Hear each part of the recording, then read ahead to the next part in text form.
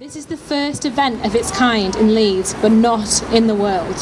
Millions Missing is a global campaign which will see over 90 events such as this all over the world this week. But in the UK alone, we will host 55 events, one of which is happening right here, right now. There is more ME activism in the UK right now than there is anywhere else in the world, and every single one of you guys is now part of that activism by standing here today. Together, as we stand here in the middle of the city, we are visible.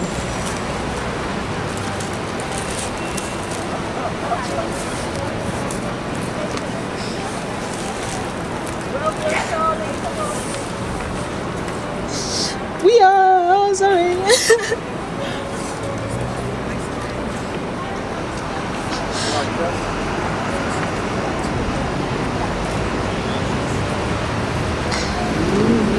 Refusing to let our invisible illness hide us from the world, when we are so often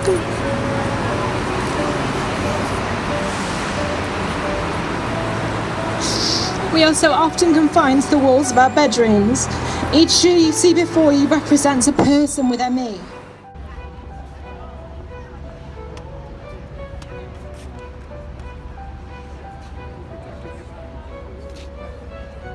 My partner and the mother of my daughter Eva, she's been diagnosed with ME for 23 years. She's 36 years old. When I first met her about 9 years ago, we went on holidays. She was very active. Even before I met her, she was really sporty. I could list so many things that she used to do.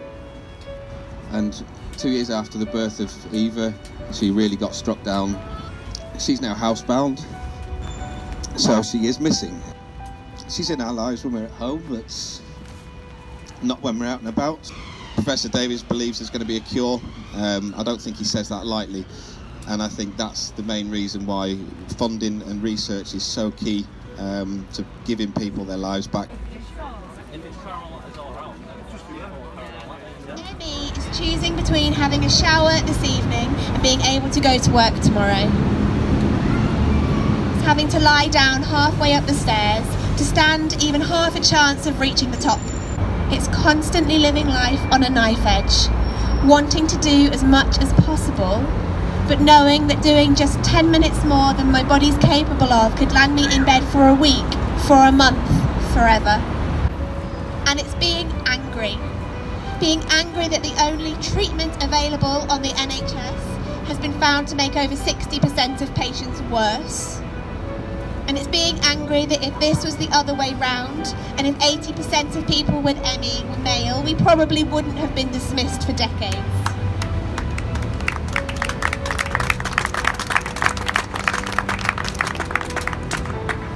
Today I managed to go outside. Not exactly a picturesque outside, but the local shops, just the same, right? Tomorrow I'll ache again. People will want to give me a shake, but I can't help it, because I used up all of my energy on showering, on getting out of bed. My batteries are dead. So today I'm being kind to myself, putting my life on the shelf again so that I can build up my energy for the next cycle, because this is my life and I'm grateful for the small victories. There is still no information, no improvement or change, no transparency, no accountability or regulation, and probably still secret meetings with the same chosen representatives, both locally and nationally. 25% of patients are house or bed bound. ME is also the biggest cause of long-term absence in schools and growing. The precise figure is unknown. There's thought to be about 250,000 people in ME in Britain who suffer with ME, myalgic encephalomyelitis. Those who have no experience of the condition often think of it as a relatively minor complaint. This very mistaken impression is due to misreporting in the media and to the use of the unhelpful alternative title, chronic fatigue syndrome, which gives the impression that fatigue is the only symptom.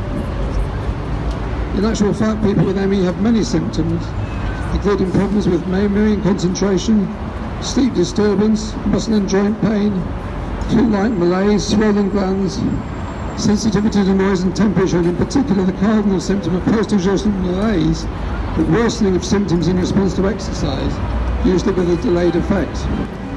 To get to where we need to be, we have no adopted celebrity, no TV star, no magic elves. We have to take this on ourselves. So in countries all across the world, flags and